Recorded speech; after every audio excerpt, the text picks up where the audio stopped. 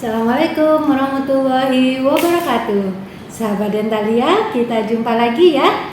Kali ini saya ingin membahas suatu tema yang ringan-ringan saja, tapi barangkali masih banyak orang yang belum paham benar gitu ya. Jadi temanya itu, kenapa sih gigi itu kok bisa bolong gitu ya?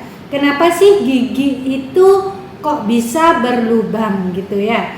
Nah, gigi berlubang itu atau gigi bolong itu dalam istilah medisnya biasanya disebut dengan karies gigi atau gigi karies.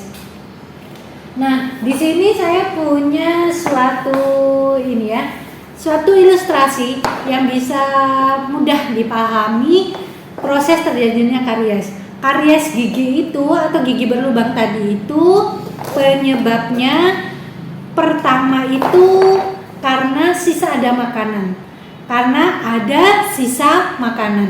Nah, prosesnya seperti apa sih? Nah, di media ini media yang saya buat sendiri ya. Proses karies gigi itu yang pertama karena adanya plak yang menempel pada gigi. Nah, pada ini ya, di media ini sudah disebutkan. Jadi ada 4 tahap, ada 4 proses yang mudah kita pahami. Yang pertama itu plaknya itu terbentuk dari sisa makanan yang masih menempel di gigi. Jadi sisa makanan yang sebenarnya sudah kita bersihkan dengan cara sikat gigi, kadang-kadang itu ada yang tersisa, ada yang menempel di gigi. Walaupun secara kasat mata kadang-kadang kita tidak menyadarinya. Nah, itu bisa saja terjadi bila sikat giginya tidak tepat waktu pada saat setelah sarapan. Kan di video saya sebelumnya udah ada ya, kapan waktunya untuk sikat gigi. Yang dianjurkan itu kan setiap habis sarapan dan sebelum tidur malam. Dan lebih baiknya lagi jika setelah makan kita sikat gigi. Setiap habis makan kita sikat gigi. Nah, pada saat kita sikat gigi, kadang-kadang ada sisa makanan yang masih menempel, atau bisa juga karena kita nggak rajin sikat gigi, jadi memang belum dibersihkan.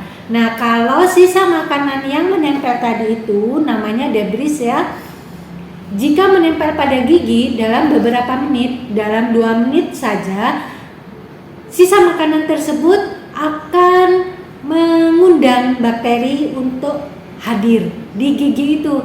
Jadi itu akan menimbulkan bakteri muncul di rongga mulut kita, akan menempel di gigi kita. Nah, kalau sudah seperti itu apa yang terjadi? Nah, ini pada proses yang kedua.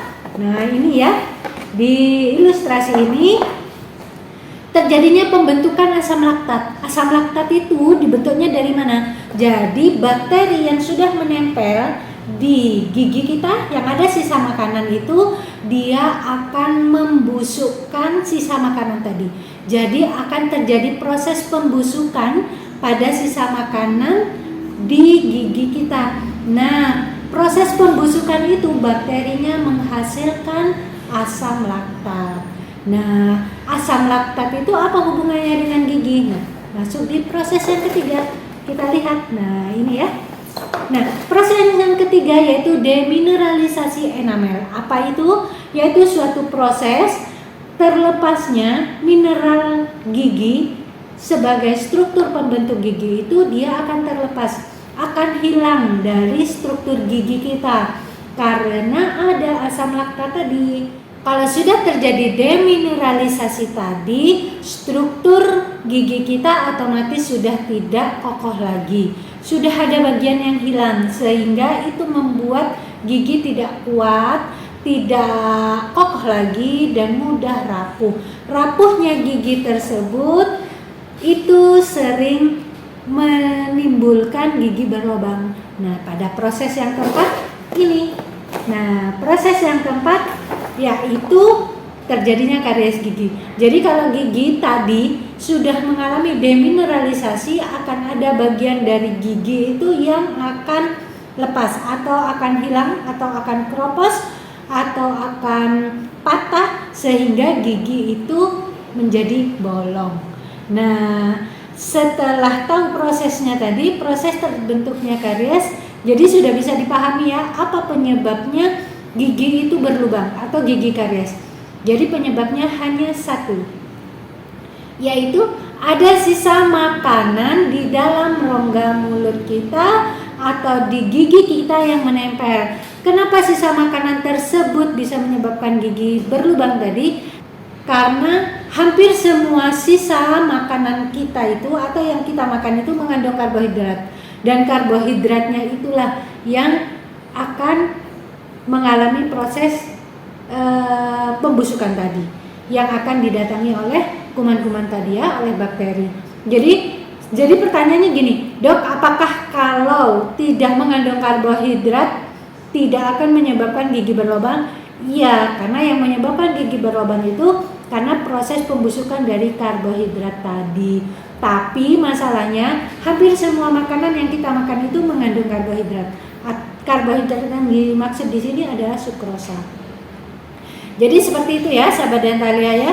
Jadi jawabannya hanya satu, ada sisa makanan, dan mengendalikannya atau mencegahnya juga cuma cukup satu, yaitu membebaskan gigi kita dari sisa makanan dengan cara sikat gigi setiap habis makan sampai bersih. Seperti itu ya. Jadi kuncinya sikat giginya harus sampai bersih, tidak hanya sekedar gosok gigi atau tidak hanya sekedar sikat gigi.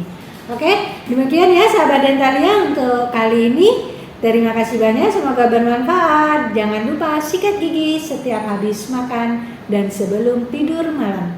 Terima kasih, saya Dr. Gigi Holilia.